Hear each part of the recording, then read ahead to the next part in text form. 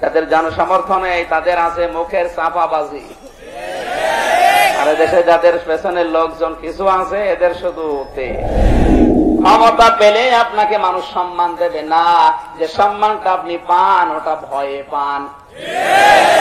একা রাস্তায় এসে দেখেন তো, আমরা প্রচলিত রাজনৈতিক কোন কথা এ মঞ্চে বলবো না ইনশাল্লাহ। কোরআনে কারিমে যে রাজনৈতিক কথা আল্লাহ দিয়েছেন, যদি ওটা সামনে আসে অবশ্যই আমার ইমানের দায়িত্ব বলা আর আপনার ইমানের দায়িত্ব শোনা। আপনারা কয়েকদিন দেখতে পাচ্ছেন বিভিন্ন রাম আর বাম, তাদের সাথে কিছু মাজার পূজারি যেভাবে উঠে পড়ে লেগেছে ইসলামের পেছনে। এই অবস্থা যদি চলতে দেওয়া যায়, নিরসন যদি না হয়, আগামীর সূর্য কিন্তু উঠবে না। দৌরাত্ম বন্ধ করা দরকার। কিছু মানুষ এখন যা ইসলামের নাম নিয়ে শুরু করেছে, এগুলো যদি বন্ধ না হয়, আগামী 20 বছর পরে মানুষ মনে করবে ইসলাম মনে হয় ওই রকম। এই জন্য কোরআন এবং হাদিস থেকে সঠিক কথাগুলো তাফসীর আকারে তুলে ধরার যেন তৌফিক আল্লাহ আমাকে দান করে, আর আপনাকে যেন শোনার মতো ঈমান এবং মন দান করে। দরুদ আর সালাম পাঠ করছি আমাদের নবী, মানবতার মহান শিক্ষক মুহাম্মদ রাসূলুল্লাহ সাল্লাল্লাহু আলাইহি ওয়াসাল্লামের প্রতি, যার আনিত আদর্শ মানবতার মুক্তির একমাত্র গ্যারান্টি। এই পৃথিবীতে মানুষকে আল্লাহ যত নিয়ামত দিয়েছেন, শুধুমাত্র এই শরীরের ভেতরে যে নিয়ামত গুলো আপনি পেয়েছেন, কয়েকশো কোটি টাকা হবে যদি বিক্রি করা হয়।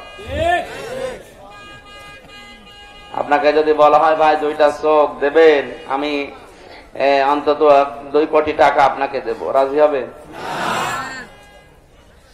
আল্লাহ যদি দুনিয়ায় পাঠানোর সময় বলতো ফেরেশতারা এর দর্শন শক্তিটা দেওয়ার দরকার নেই, বাকি শ্রবণ শক্তি, আকেল শক্তি, ঘ্রাণ শক্তি এগুলো দিয়ে পাঠিয়ে দিতে পারতো না? আল্লাহ দয়া করে এটা দিলেন, আর আপনি এসে এই চোখ দিয়ে আল্লাহর কোরআনের বিরুদ্ধে অবস্থান নেন। কোরআনের মাহফিল গুলো হওয়ার জন্য এখন একবার পারমিশন লাগছে, সিস্টেম চালু করলো এরা। এটা ইহুদি খ্রিস্টানদের একটা চক্রান্ত। ওই 10 বছর 12 বছর আগে তো এগুলোর কোন সিস্টেম এই বাংলাদেশে ছিল না। ছিল? কে এগুলো বানাচ্ছে? কারা?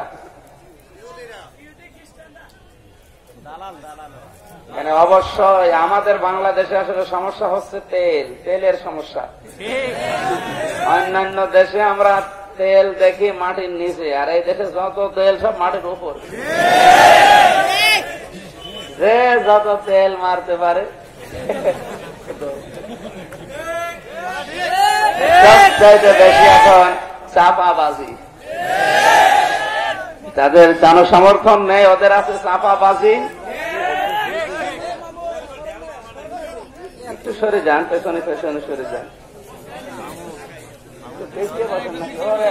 স্টেজে যত মানুষ,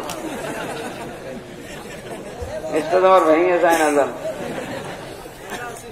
কথা বন্ধ করা লাগবে। আপনি হয় দাঁড়িয়ে থাকেন না বসেন। এদিকে সরবাই কোথায়? পেছনে জায়গাও নেই, জায়গা নেই ভাই, এইভাবে শোনা লাগবে।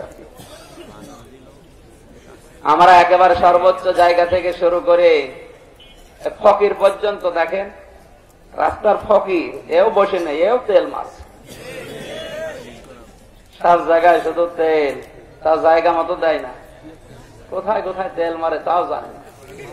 এমন এমন তেল দিচ্ছে, ও তেলে যে কি হবে ও তাও নিজেও জানে না। আমরা কত মানুষকে কত তেল দেখতে পাচ্ছি, কিন্তু তেলগুলো যে আসল তেল না। যারা ফেসবুক চালানো অভ্যস্ত, দেখবেন ওর মা যদি বলে বাবা এই তেল নিয়ে আয় তো রান্না করবো, বলছে বোতল দেন। এদিকে ফেসবুক চলছে আর বোতল দেন। বোতল হাতে নিয়েছে, 20টা টাকা হাতে নিয়ে দোকানদারকে বলছে তেল দে, এদিকে ফেসবুক চলছে। দোকানদার বলছে কি তেল দেন। 2-3বার বলার পর দোকানদারের কাছে মেজাজ খারাপ হবে, বলছে তেল দেন। ঠিক আছে তেলই দিচ্ছে। নারিকেল তেল, সরিষার তেল, কিরোসিন তেল যা আছে সব এক জায়গায় করে বোতল পূজায় করে বলছে এই অত ফেসবুক চালাচ্ছে, ওইটা নিয়ে মার কাছে দিয়েছে। এটা দিয়ে তো রান্না খুব স্বাদ হবে নাকি? আমাদের হচ্ছে না ভাই।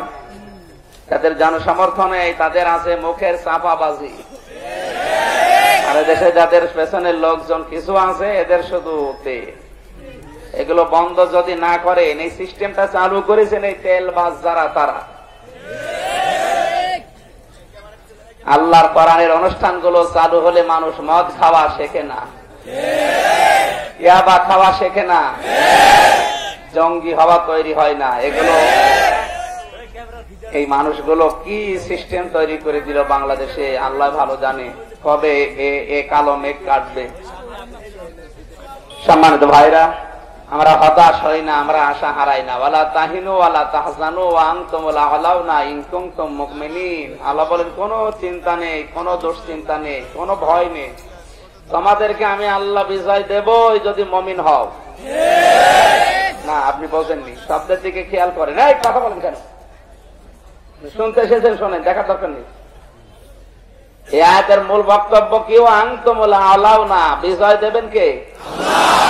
শর্ত দিয়েছেন ইন কুনতুম মুমিনিন, মুমিন হওয়া লাগবে। সুতরাং আমরা কাঙ্ক্ষিত মানের মুমিন আজও হতে পারিনি, এই জন্য আল্লাহ বিজয় আমাদের দেয় না। আমি এই ভাইকে বাজারে পাঠালাম 500 টাকা দিয়ে, যে ভাই ইলিশ মাছ কিনে নিয়ে আসেন। উনি বাজারে যে ইলিশ মাছ নিয়েছে কিন্তু পচা, কারণ ওনার মাথা একটু তার কাটা, বোঝেন কথা? বোঝে সবেই ভালো বোঝে, উল্টা পাল্টা যাই চলো, খালি মাথার অল্প তার কাটা, ইলিশ মাছ পচা নিয়ে চলে এসেছে। যখন দিয়েছে মালিক ডাক দিয়ে বলছে 500 টাকায় কে নিয়ে আসলি? বলছে এর চাইতে ভালো মাছ আর বাজারে নেই। এখন কি এই মাছ রান্না করা যাবে না মাটির নিচে পুঁতে ফেলা লাগবে? বাইরে তো রাখতে পারবে না, দুর্গন্ধ তৈরি হবে।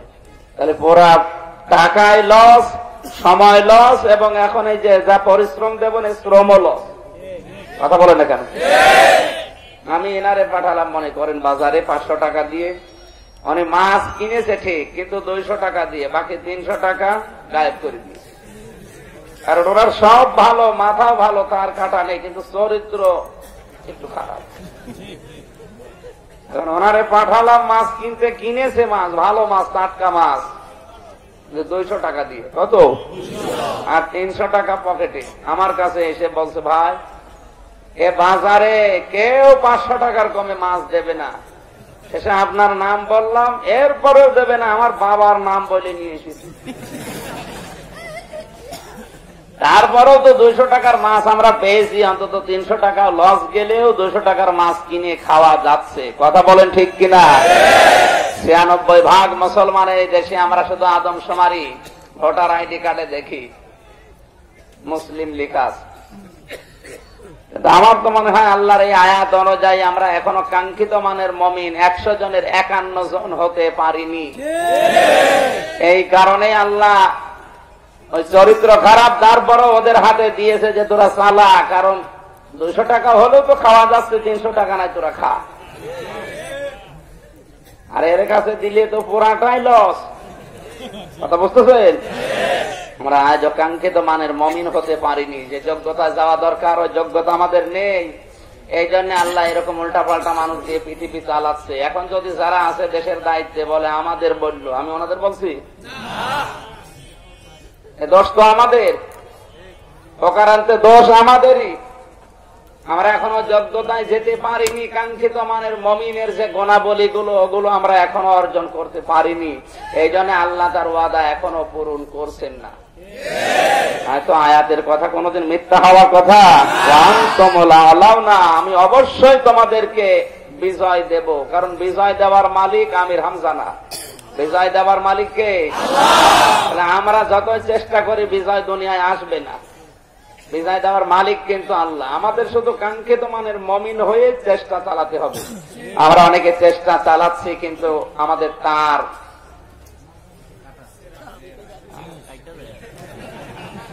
এই যেন আমাদের যোগ্যতা অর্জন করা লাগবে মুমিন অবস্থায়। আল্লাহ যেন আমাদের তৌফিক দেন, জোরে বলেন আমিন। এই সিস্টেম গুলো যদি আমরা পাল্টাতে না পারি, আগামীতে সমস্যা আরো বাড়বে। আমরা বিভিন্ন জায়গায় দেখছি এখন কথা চলছে, নীতিমালা তৈরি করেন কোরআনের কথা বলার জন্য। আপনাকে কে পারমিশন দিয়েছে যে কোরআনের কথা বলতে গেলে এই নীতিতে বলা লাগবে? মানে দুনিয়া যিনি বানিয়েছেন তার মুখের কথাগুলো মানুষ শুনবে, এটাই তো বড়। আবার কিসের নীতিমালা?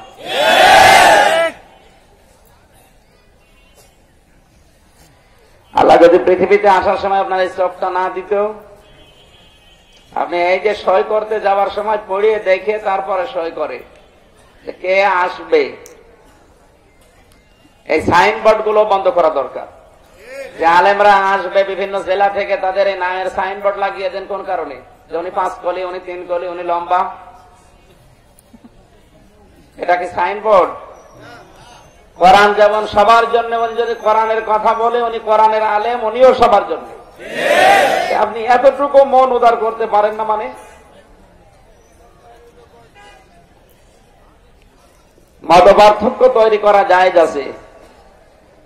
আপনার একটা বিষয়ে পার্থক্য হতেই পারে, কিন্তু আপনি দল পার্থক্য করতে পারবেন না। এক জায়গায় ছিলাম আমরা এক নীতিতে, এই নীতিটা পাল্টিয়ে কেউ আলাদা আলাদা যদি তৈরি হয়ে বলে আমি হাম, সে কবিরা গুনাহ করছে। কারণ ওয়াতাসিমু বিহাবলিল্লাহি জামিআ ওয়া লা তাফাররাকু, আল্লাহ রাব্বুল আলামিনের এই আয়াতটা বাস্তবে সামনে নিয়ে আমরা যেন অন্তত আমল করতে পারি আল্লাহর এই নিয়ামতকে স্মরণ রেখে। কারণ এই চোখ, এই কান, এই যে জ্ঞান বুদ্ধি, এগুলো আল্লাহ নিজের তরফ থেকে দিয়েছেন। যদি না দিত আপনি তখন টের পেতেন যে বগ কারে বলে। বগ দেখতেন না কানার মতো? আপনি ওরকম বলতাম যে এই যে বগের ঠোঁট, এটা দেহ, এটা ঠ্যাং। আপনি বলতেন যে জীবনে বগ তো দেখলাম। সুতরাং এই চোখ, এই দৃষ্টি শক্তি যারা পেয়েছেন এখানে খুশি হয়ে বলেন আলহামদুলিল্লাহ। আমরা কোরআনে কারীম থেকে সরাসরি তাফসীর আকারে কথা বলার জন্য প্রবেশ করছি। সূরা মুলক থেকে মাত্র 2টা আয়াত পড়েছি। কোন সূরা? সূরা মুলক 30টা আয়াত আছে, 2টা রুকু আছে। আমরা কোরআনে কারীমের এই গুরুত্বপূর্ণ সূরা, এটা কোরআনের 67 নাম্বার সূরা, মক্কায় নাযিল হয়েছে। নবীজি জানিয়েছেন কেউ যদি এশার নামাজ পড়ার পরে ঘুমানোর আগে এই সূরাটা তেলাওয়াত করে, আর এখানে যে 4 দফা কর্মসূচি আছে এটা যদি আমল করে, তাহলে মরণের পরে কবরে দিলে ওর আযাব হবে না। 2 নম্বরে কিয়ামতের দিন সূরা মুলক আল্লাহর দরবারে দাঁড়িয়ে আমার জন্য আপনার জন্য ঝগড়া করবে, মাবুদ হয় একে মাফ করো, না আমাকে তোমার কালাম থেকে কেটে বাদ দিয়ে দাও। আমাদের মতো এই গুনাহগারদের জন্য আল্লাহ কোরআনের আয়াত কেটে বাদ দিয়ে দেবে? শেষ পর্যন্ত মাফ করে দেবে। সুতরাং এখানে যা আছে এই কথাগুলো যদি আপনি আমল করতে পারেন, না করে আবার বলছি সূরা মুলক। কোন সূরা? সূরা মুলক। মুলক শব্দের শাব্দিক অর্থ রাজত্ব। মুলক মানে? এখন যদি প্রশ্ন করেন, প্রথমে বললেন রাজনীতির কথা বলবো না, আমি বলেছি প্রচলিত রাজনৈতিক কোন কথা আমার বলার দরকার নেই, কিন্তু কোরআনে কারিমে যদি রাজনীতির কথা থাকে ওইটা আমাকে ক্লিয়ার করা লাগবে, আমার ইমানের দায়িত্ব, আর আপনাকেও শোনা লাগবে। আমরা আল্লাহর শেখানো রাজত্ব, রাজনীতি কি সেটা এইটা আমরা আগে জানবো আজকের কোরআন দিয়ে, তারা আমাদের মনের ভেতরে যেন আল্লাহ সম্পর্কে যে ভয়টা আছে, ধারণাটা আছে, আরো বৃদ্ধি হয়। আল্লাহ তুমি আমাদের তৌফিক দিও, জোরে বলেন আমিন। জবান খুলে কোরআনের 2টা আয়াত আগে পড়ে নেন। আউযু বিল্লাহি মিনাশ শাইতানির রাজিম। বিসমিল্লাহির রহমানির রহিম।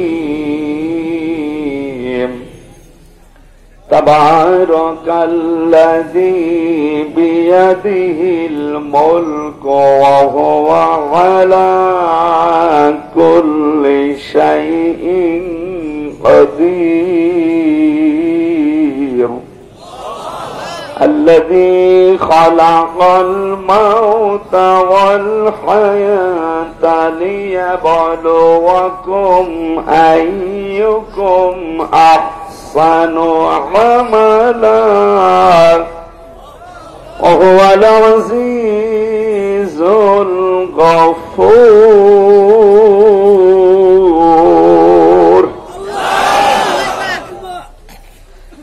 আল্লাহ পাক বলেন তাবারকা, বরকতশালী ওই আল্লাহ।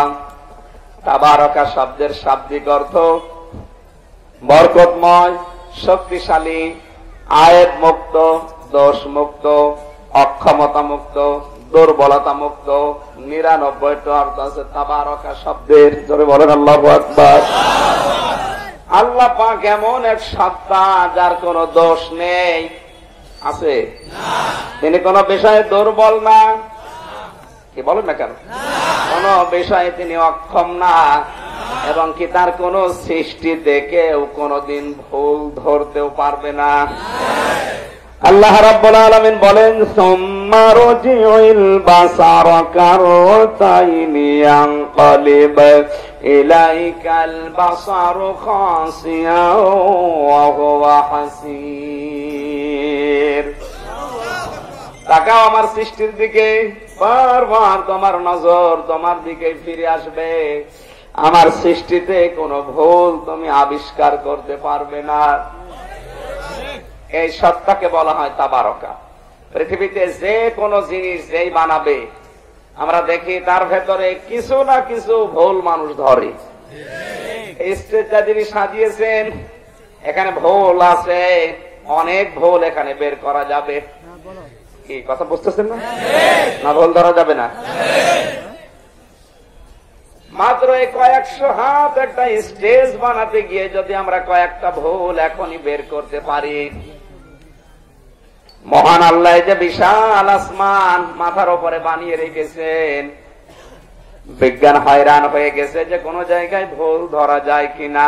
আজ পর্যন্ত কেউ ভুল আবিষ্কার করতে পারে নাই। আল্লাহর এক বুজুর্গ বান্দা বট গাছের নিচে ঘুমিয়ে চিন্তা করছিল, শুয়ে শুয়ে, আল্লাহ তুমি জানিয়েছো যে তোমার সৃষ্টিতে নাকি ভুল ধরা যায় না, জায়েজ নেই। আমি ভুল ধরিও না, কিন্তু আমার কাছে একটা বিষয় খটকা লাগে। আমরা দেখি তরমুজের লতা পাতা মাটিতে বিভিন্ন জায়গায় গড়াগড়ি খায়, কিন্তু তার বুকের ভেতরে এত বড় বড় ফল। আর তুমি এই যে বিশাল বট গাছ, ফল দিয়েছে এতটুকু, এইটা আমার মাথায় ধরে না। আমার মনে হয় এখানে তোমার কোন ভুল আছে, এই সিদ্ধান্তটা তোমার ঠিক হয়নি। আমি ভুল ধরছি না, কিন্তু তাকিয়ে দেখলাম তরমুজ আর কুমড়া যেখানে ধরে মাত্র লতা পাতায়, কিন্তু তার বুকের ভেতরে এত বড় বড় ফল হয়। আরে বিশাল গাছে তুমি এতটুকু ফল দিয়েছো, এটা তো মানায় না, কমন সেন্সে ধরে না। এটা বিজ্ঞানের মোস্ট আনসাইন্টিফিক, বিজ্ঞানের সাথে মিলছে না। হঠাৎ করে বাতাস মৃদু বয়ে গেল, একটা ফল বিক্ষস্রুত হয়ে ওর কপালের উপরে পড়েছে। লাফ দিয়ে বসে বলছে, আল্লাহ আমি মাফ চাই, আমি এতক্ষণ তো ভুল ধরছিলাম। আমার জ্ঞান অনুযায়ী যদি গাছ যত বড়, ফল তত বড়, এইটা আল্লাহ তুমি দিতে, আমি যে পজিশনে আছি, আরে ফলটা যেভাবে পড়েছে, তরমুজের মতো ফল যদি অত দূর থেকে পড়তো, আমার কপালও যেত, আমিও যেতাম। সুতরাং তোমার সৃষ্টিতে কোন ভুল ধরার যোগ্যতা পৃথিবীতে কারো নেই। জোরে বলেন আল্লাহু আকবার। আল্লাহ বলেন এই জন্য তাবারাকা দিয়েছি, কোন সৃষ্টি থেকে কোনদিন আজ পর্যন্ত ভুল ধরতে পারে না, কিয়ামত পর্যন্ত কেউ পারবেও না। আপনার মাথা থেকে শুরু করে পা পর্যন্ত তাকাবেন, এত সুন্দর করে আল্লাহ যে জায়গায় যেটা দেওয়া দরকার ওইভাবে দিয়েছেন। আপনি একটা দোষ বের করবেন, পারবেন না। মাঝে মাঝে মনে হয় আল্লাহ তুমি এই চোখটা এই জায়গায় না দিয়ে যদি পেছনে দিতে, সমস্যা হইতো না? সমস্যা মানে কি? খাবার খাওয়ার সময় আগে খাবার এখান থেকে হাত দিয়ে তৈরি করে নিয়ে পেছনে দেখাতাম যে দেখ তো ঠিক আছে কিনা। 3.5 হাত বডির ভেতরে কোন রকমের কোন সমস্যা আল্লাহ রাখে নাই। এমনকি এই যে সমস্ত জিনিসগুলো দেখতে পাচ্ছেন জোড়া দেওয়া, এখানে যদি মনে করে কেউ আল্লাহ মাঝে মাঝে বাসে ট্রেনে যে ভিড় হয় তো চলাফেরা করার মতো না, তুমি যদি এ সমস্ত জায়গায় নাট দিয়ে দিতে স্ক্রু, তাহলে খুলে খুলে এগুলো বস্তা বেঁধে মাথার উপরে রেখে দিতাম, এক কোণে বসে থাকতাম, কেউ নড়া চড়াও দিত না। আমার মনে হয় এই সিস্টেম যদি আল্লাহ দিত, কত মানুষ দুনিয়ায় তার পা তার হাত হারিয়ে ফেলতো না। এদেশের একজন আলেম বলছিলেন, বরিশাল যাবার সময় বেডিং খেতা রেখে দিয়েছি, ঘুমিয়ে পড়লাম। মনে মনে ভাবছিলাম আল্লাহ এই লঞ্চে যে ভিড়, এত ভিড়ে তো সহ্য করা যায় না, গায়ের উপরে মানুষ চলে আসে, দাঁড়ানোর মতো জায়গা হয় না, যেখানে বসি ওখানে গোতা দেয়। তুমি যদি আমার হাতের ভেতরে পায়ের ভেতরে নাট বল্টু বানিয়ে দিতে, এইগুলো আমি নিজে বস্তার ভেতরে দিয়ে আমার মাথার নিচে দিয়ে শুয়ে পড়তাম, বালিশের কাজও হতো, আরামেও যাওয়া যেত। এই চিন্তা করে কখন ঘুমিয়ে পড়েছে। সারা রাত লঞ্চ গিয়ে ঘাটে ভেড়ার পরে অনেকে চিল্লাচ্ছে আমার ব্যাগ, আমার হ্যান্ড ব্যাগ, আমার ওই জিনিস নেই। সবাই তো সবার চিন্তায় আছে। উনি তখন তওবা করছে, আল্লাহ আমারে মাফ করেন। আমার চিন্তা অনুযায়ী যদি এ সমস্ত জায়গায় নাট আর স্ক্রু থাকতো, এগুলো যদি আমি প্যাঁচ দিয়ে দিয়ে খুলে খুলে রেখে দিতাম, ঘুমিয়ে থাকার কারণে চোর যদি ব্যাগ নিয়ে চলে যেত, ওরা তো ওদের ব্যাগ হারিয়েছে আর আমি আমার পা হারাতাম, হাত হারাতাম, অন্তত মরণের আগে আর এখান থেকে বাড়ি যেতে পারতাম না। এই আমাদের আল্লাহ, এই আমাদের কি তাবারকা, তিনি সেই সত্তা, তিনি সমস্ত অক্ষমতা, দুর্বলতা, সমস্ত আয়াত থেকে, দোষ ত্রুটি থেকে, যে দোষগুলো মানুষ দিতে পারে তার প্রতি সব থেকে তিনি মুক্ত। আজ যে সমস্ত ইহুদি খ্রিস্টানেরা তারা আল্লাহর ছেলে বলে চালিয়ে দেয় হযরত ঈসাকে, হযরত উযাইরকে, আমার আল্লাহ ওই বিষয় থেকেও তিনি পবিত্র। তিনি সন্তান গ্রহণ করেন না, সন্তান জন্ম দেন না। আল্লাহু আল্লাহু আহাদুনিল্লাহুস সামাদু লাম ইয়ালিদ ওয়া লাম ইউলাদ ওয়া লাম ইয়াকুল লাহু কুফুওয়ান আহাদ। জোরে বলুন সুবহানাল্লাহ। এই পৃথিবীতে আর যে ধর্মের মানুষগুলো তাদের দেবতার উপরে যে দেশগুলো চাপিয়ে দেয়, যে দেবতার হাত আছে কতগুলো, তাদের অনেকের সন্তান পর্যন্ত আছে নাকি? আল্লাহ রাব্বুল আলামিন সূরা জুমারের কয়েকটা আয়াত দিয়েছেন। হে নবী, আপনি যদি ওদের জিজ্ঞাসা করেন যে তোমরা এই মূর্তি পূজা করো কেন, এই পাথর পূজা করো, আগুন পূজা করো, ওরা বলবে না আমরা সরাসরি এদের পূজা করি না, এদেরকে যদি খুশি রাখা যায় এরা আমাদের আল্লাহ পর্যন্ত পৌঁছিয়ে দেবে। জোরে বলেন নাউজুবিল্লাহ। আমার আল্লাহ সমস্ত বিষয় থেকে পবিত্র, মুক্ত। আল্লাহ পাক বলেন আমি এমন সত্তা, মানুষ যে ধারণা করতে পারে আমার প্রতি একটা অন্য ধারণা, ওই ধারণা থেকে আমি মুক্ত। যদি মানুষ চিন্তা করে আল্লাযী বিয়াদিহিল মুলক, আমি এমন সত্তা যে আমার কুদরতি হাতের ভেতরে রাজত্বের চাবিকাঠি। সুবহানাল্লাহ বলুন। এটা বিয়াদিহিল মুলক, বিয়াদুন মানে হাত, বিয়াদুন মানে তার মানে বোঝা যাচ্ছে আমার আল্লাহর হাত আছে, মানে এখন আল্লাহর হাত কেমন? আল্লাহর হাত ওইরকম, আল্লাহ যেরকম, এটা আপনি ধারণা করার দরকার নেই। উনি যেরকম ওনার হাত সেরকম। কোরআনে কারিমে দুইটা শব্দ আমি পেয়েছি, কিন্তু ব্যাখ্যায় গিয়ে আমার মাথা ঘুলিয়ে গেছে। বিশেষ করে এই মুলক আর একটা কুরসি। কুরসি মানে চেয়ার, কুরসি মানে আর মুলক মানে রাজত্ব। আল্লাহর রাজত্ব যে কত বড়, তার হাতের ভেতরে এই চাবিটা আল্লাহ রেখেছেন। 2 নম্বরে তার চেয়ার যে কত বড়, তাফসীরে এই দুইটা শব্দের ব্যাখ্যা পড়তে গিয়ে দেখলাম আসিহা কুরসিয়ুহুস সামাওয়াতি ওয়াল আরদ। আল্লাহ তাআলা বলেন আসমান আর জমিন পরিব্যাপ্ত আমার চেয়ার। এই চেয়ারের বর্ণনা এক একজন এক এক তাফসীর দিয়েছেন। আল্লাহর যে চেয়ার আছে ও চেয়ারের যে পায়া আছে, একটা চেয়ারের পায়া হয় কয়টা? আরো জোরে বলেন। চারটা পায়ার একটা পায়া। এই যে চেয়ারের পায়া আছে চারটা, এর একটা পায়ার কোনা আছে কয়টা? চার কোনা। এক পায়ার কোনা কয়টা? এই চারটা কোনার এক কোনা যদি আর আল্লাহ রাব্বুল আলামিন রেখে দেয়, এরকম পৃথিবী 42, এরকম পৃথিবী 42টা লাগবে। একটা চেয়ারের চারটা পায়ার এক পায়ার চার কোনার এক কোনা যদি এরকম 42টা পৃথিবী লাগে, একটা পায়া কত বড়? চেয়ারের চারটা পায়ায় কত বড় হবে? চেয়ারের তুলনায় পায়া ছোট হয় না বড় হয়? চেয়ার কত বড় হবে? ওই চেয়ারে যিনি আছেন বসে তিনি কত বড় আমারে মাথায় ধরবে না। এই জন্যই বলা হয় আল্লাহু আকবার। জোরে বলেন লিল্লাহি তাকবীর। 2 নম্বরে মুল্ক শব্দটার তাফসীর করতে গিয়ে আমি দেখেছি আমার আল্লাহ শুধুমাত্র এই পৃথিবী নামক এই একটা গ্রহ বানাননি।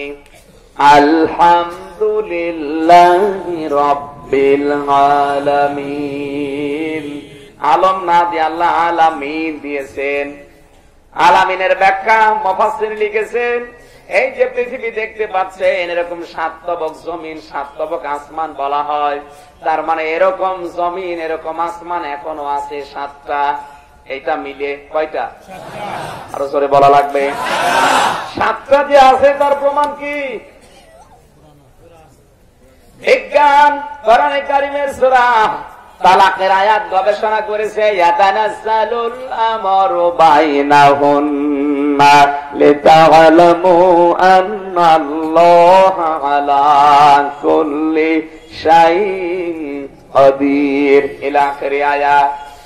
আল্লাহ পাক বলেন প্রত্যেকটা আসমান আর জমিনে আমি আল্লাহর বিধিবিধান নাজিল হচ্ছে, ওখানেও নবী এবং রাসূল আমি পাঠিয়েছি। এই পৃথিবী নামক যেখানে আছি এখানে যেমন আদম নবী এসেছিলেন, অন্য যে জগৎগুলো আল্লাহ বানিয়েছেন অন্য পৃথিবীতে ওখানেও আদম নবীর মতো আল্লাহ নবী পাঠিয়েছেন। এই পৃথিবী যেমন হযরত ঈসা নবী এসেছে, ওই জায়গায় হযরত ঈসার মতো এরকম নবী আল্লাহ পাঠিয়েছেন। এখানে যেমন মুহাম্মদুর রাসূলুল্লাহ এসেছেন, এই ব্যাপারে আর সন্দেহ নেই। কুলিয়া আইয়ুহান নাসু ইন্নী রাসূলুল্লাহি ইলাইকুম জামিআ। এবার নবীজির বেলায় কিন্তু আর নির্ধারিত করে দেননি, এবার দিয়েছেন জামিয়া, সমাজের সকলের জন্য আমি মুহাম্মদুর রাসূলুল্লাহ হয়ে এসেছি। এই পৃথিবী সহ আরো যে সমস্ত জমিন আর আসমান আছে ওখানেও বিধিবিধান নাজিল করছেন কে? ওখানেও নবী রাসূল, ওখানেও আল্লাহর সৃষ্টি।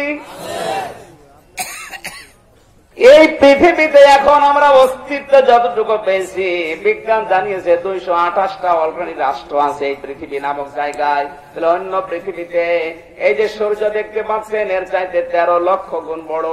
এই চাঁদ, পৃথিবীর গ্রহ একটা মাত্র চাঁদ আছে। আর বৃহস্পতি যে গ্রহটা এখানে চাঁদ আছে 9টা। প্লুটো গ্রহ আছে, তার চাঁদ আছে 42টা। 684 বছর মিলে আমাদের এই পৃথিবীতে যতদিন হয়, 684 বছর মিলে আমাদের এই পৃথিবীতে যতদিন হয়, বৃহস্পতি যে গ্রহ আছে প্লুটো গ্রহ আছে ওর 684 বছর মিলে হয়, ওর হিসাবে 1 বছর। 42টা চন্দ্র লাগে একটা পৃথিবীতে। সে পৃথিবী কত বড়!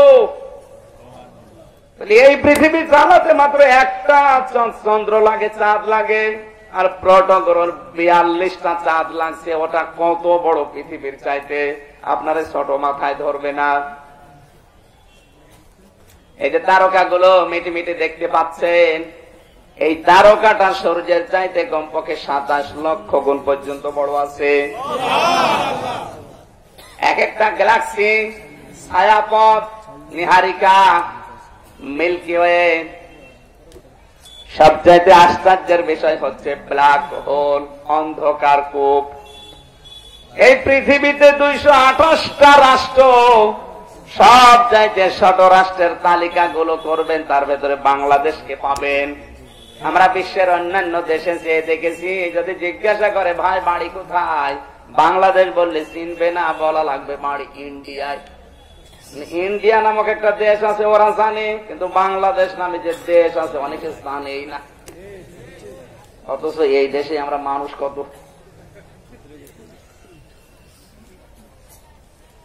আমার তো মনে হয় এই বাংলাদেশ নামক দেশে যারা আছে ওরা মনে করছে এর চাইতে বড় দেশ মনে হয় পৃথিবীতে আর নেই।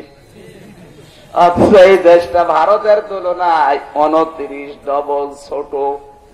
এই বাংলাদেশটা 29টা জোড়া দিলে যত বড় হবে এক ভারত একাই অত বড়। এই বাংলাদেশটা 59টা জোড়া দিলে যত বড় হবে এক আমেরিকা একাই অত বড়।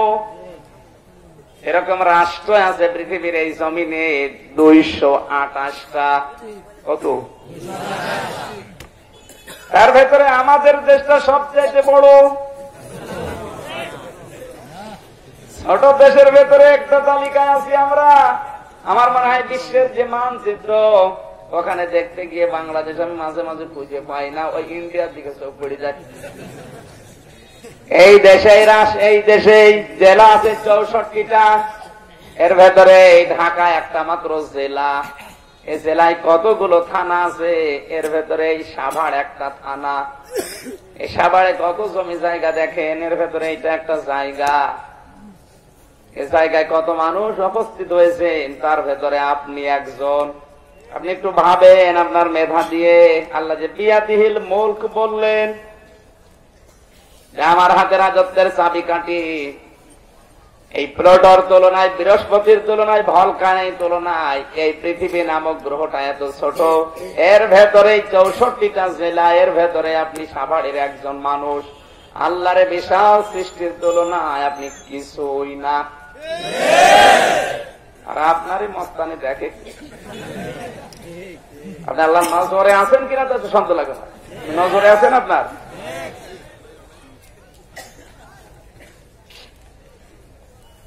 আল্লাহ রাব্বুল আলামিন বলেন সব জায়গায় আমি আল্লাহর বিধান চলছে, ওরা মেনেও নিয়েছে। আমি আল্লাহর বিধান শুধু জিন আর মানুষ মানে না, বাকি যত সৃষ্টি আমি বানিয়েছি সবাই আমি আল্লাহর বিধান মানতে বাধ্য। বিয়াদিহিল মুলক, এগুলো চালানোর জন্য যা কিছু করা লাগে সব কিছুর চাবি আমি আল্লাহর হাতে। এই যে সূর্যটা আল্লাহ জ্বালিয়ে রেখেছেন 73 টন, 73 টন প্রতিদিন। এই সূর্যটাকে জ্বালাতে আমার আল্লাহর বিদ্যুৎ খরচ হচ্ছে 30,000 কোটি ফরেনহাইট। 1 সেকেন্ড মাত্র জ্বালাতে 30,000 কোটি ফরেনহাইট বিদ্যুৎ খরচ হয়। সূর্যটা জ্বালাতে 1 সেকেন্ড, 24 ঘন্টায় কত হাজার সেকেন্ড হয়। আমার মনে হয় বাংলাদেশকে কয়েকশো বার বিক্রি করলো একদিন সূর্য জ্বালাতে যে খরচ হয় হবে না। একটা মানুষ প্রতিদিন অক্সিজেন নেয় এই বাতাসের 16 কেজি করে। কত? আপনি নিয়ে ক্লিনিকে যে জিজ্ঞাসা করেন ভাই 1 কেজি অক্সিজেন নিয়ে মানুষ বেঁচে থাকে, 1 কেজি অক্সিজেনের দাম কত? ওরা বলবে কমপক্ষে 3000 টাকা। 24 ঘন্টায় 3 কে 24 দিয়ে গুণ দেন, 72,000 টাকার শুধু আপনি প্রতিদিন অক্সিজেন নিচ্ছে এক একজন। এখানে যত মানুষ আছে শুধু এক এক দিনের যদি 72,000 করে টাকা দেওয়া লাগে আল্লাহকে, কত টাকা আল্লাহর হবে বলেন? বলছে অনেক টাকা হবে। টাকার হিসাব কর।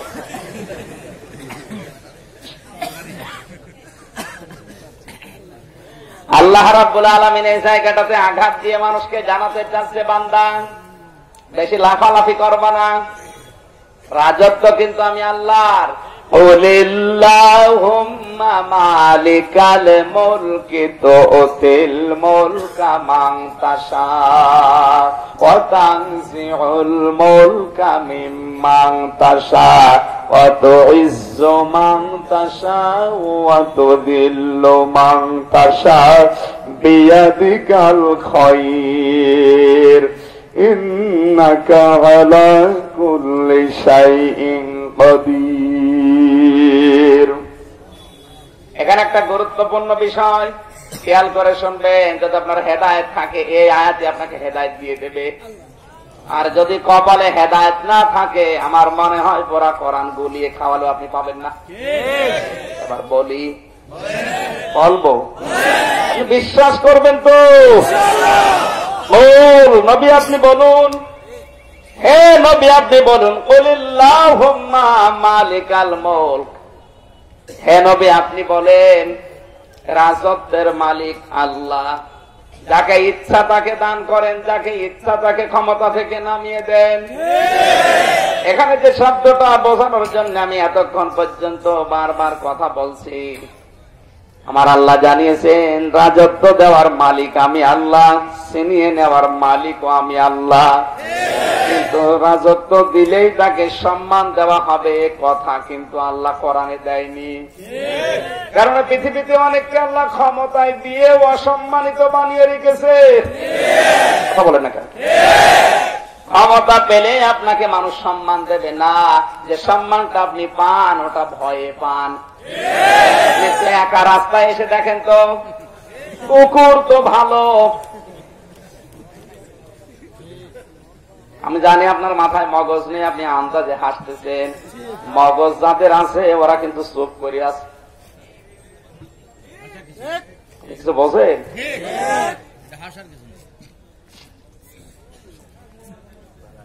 অনেকে মনে করে ক্ষমতা পেলেই মনে হয় সম্মান। না, পৃথিবীর কত মানুষকে আল্লাহ ক্ষমতা দিয়েও জুতা পিটা খাইয়েছে। প্রমাণ আমাদের সামনে আছে। বুশ আপনার কতটুকু জায়গার মালিক? এই বাংলাদেশটা 59টা জোড়া দিলে যত বড় হয় এত বড় দেশের মালিক ছিল বুশ। তারপরেও তাকে আল্লাহ জুতা পিটা খাওয়িয়েছে জীবিত অবস্থায়। কথা বলেন ঠিক কিনা? আল্লাহ আপনাকে বারবার এখানে আঘাত দিচ্ছে এমনি না, এই কারণে দিচ্ছে। কিসের অহংকার করো তুমি? তোমার যে হাত আছে হাত আর কত দূর পর্যন্ত যাবে? হাত নাই খুব বেশি হলো প্রধানমন্ত্রী পর্যন্ত যাবে। কিন্তু আমি আল্লাহর যে হাত, আমি যে চাবি কাটি ঠিক করে রেখেছি, এ চাবি কিন্তু অনেক দূরের, তোমার মাথায় ধরবে না। পৃথিবী এত বড় পৃথিবী চালাতে মাত্র একটা চাঁদ লাগে। কয়টা? আর প্লুটো এ কত বড় 42টা চাঁদ লাগে ওকে চালাতে। তাহলে এই পৃথিবীর চাইতে 42 ডবল। ওখানে আল্লাহর সৃষ্টি আছে, গণগান হচ্ছে, আল্লাহর বিধান নাযিল হয়, ওখানে আল্লাহর আইন চলে। ইয়াতানাজ্জালুল আমরু বাইনাহুন্না। সূরা তালাকের শেষের দিকে আয়াতটা ভালো করে পড়বেন, আপনার মাথায় এমনি নত হবে যে এত বড় বড় সৃষ্টি, সেখানে আল্লাহর বিধান চলছে, আল্লাহর গণগান ওখানে চলছে। আর মাত্র এই কয়েক হাজার বর্গ মাইলের দেশে আল্লাহর গণগান আমি বন্ধ করে দেব, আমার সাহস কি?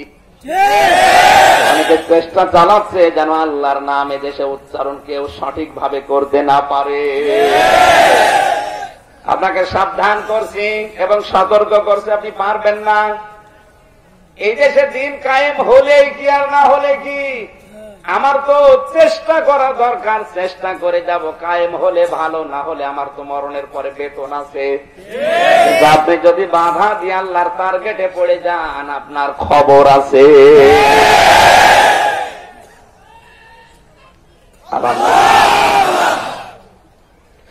বিয়াদিহিল মুলক দিয়ে আল্লাহ এই শিক্ষাটা দিয়েছেন, বান্দা ক্ষমতা দিলেই তাকে সম্মান দেওয়া হয়, কথা ঠিক না। অথচ ক্ষমতা পাওয়ার জন্য আজ আমরা অনেকে উঠে পড়ে লাগি, কত মানুষের অধিকার আমরা নষ্ট করে ফেলি। কথা বলেন না কেন? এই জন্য আপনাকে থেমে যাওয়া লাগবে। ক্ষমতা পেলেই সম্মান পাওয়া যায় না। আর আপনাকে যারা সম্মান দেয়, আপনি একটু পেছনে খোঁজ খবর নিয়ে দেখবেন, ওটা আসলে সম্মান না। সামনাসামনি হয়তো ভয়ে বলে আপনি আল্লাহর ওলি, পেছনে যে দেখবেন কিভাবে গালি দেয়। এমনকি এমন হাদিস আমি পেয়েছি, না হাদিসটা বলবো না, কোন ইমাম যদি ইমামতি করে আর ইমামের ওপরে যদি মুসল্লিরা সঙ্গত কারণে রাগ করে, রাগান্বিত হয়ে থাকে, তাহলে ইমামের ইমামতি করা জায়েজ নেই, ওকে বাদ দেওয়া লাগবে। এই ইমাম মানে এই হুজুর, এই ইমাম মানে যারা দায়িত্বে আছে। এখন আমি হিসাব করে দেখেছি 1734 জন মানুষ এই মেন দায়িত্বে আছে এই বাংলাদেশের।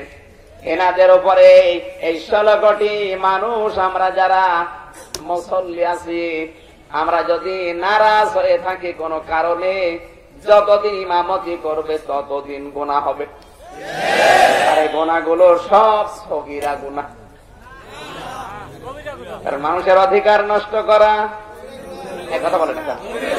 এখন যদি বলেন হুজুর এটা আপনার বলার দরকার কি, আমি যেখানে চাই যাবো, যান। এদেশের কত ইমামের ইমামতি চলে যাচ্ছে মসজিদের সভাপতি, সেক্রেটারি আর ক্যাশিয়ারের কারণে। এরা নিজেরা সুদ খান, বিষের ব্যবসা করে, এমনকি ঘুষ খায়। চরিত্রের কথা তো বললামই না। অধিকাংশ মসজিদের সভাপতি, সেক্রেটারি, ক্যাশিয়ার আমি দেখেছি আগে 2 বছর আগে খাবার পেত না। মসজিদের ক্যাশিয়ার 2 বছরের ভেতরে কয়েক লাখ টাকার মালিক। এলাকা এখনো শুরু হয়নি, তাই বুঝতে পারছে সব গোষ্ঠী আয়া। কি গো ভাই, আপনার তো সংসারই চলে না, 2 বছর আগে আপনি মসজিদের ক্যাশিয়ার হইলেন। বলে আল্লাহ দেশ, আল্লাহর সম্পদ ও আল্লাহর বান্দা খায়। 1 লাখ মসজিদে উঠে ঘড়ি চুরি করবে, মুয়াজ্জিন ফজরের নামাজের আযান দিতে গিয়ে এই বেটা মসজিদও মানো না, চুরি করার জায়গা পাও না। ফজর মুয়াজ্জিন সাহেব চিল্লাবেন না, এই ঘর আল্লাহর, আমিও আল্লাহর। আল্লাহর ঘরের সম্পদ আল্লাহর বান্দা চুরি করবে, আপনার কি দেখেন?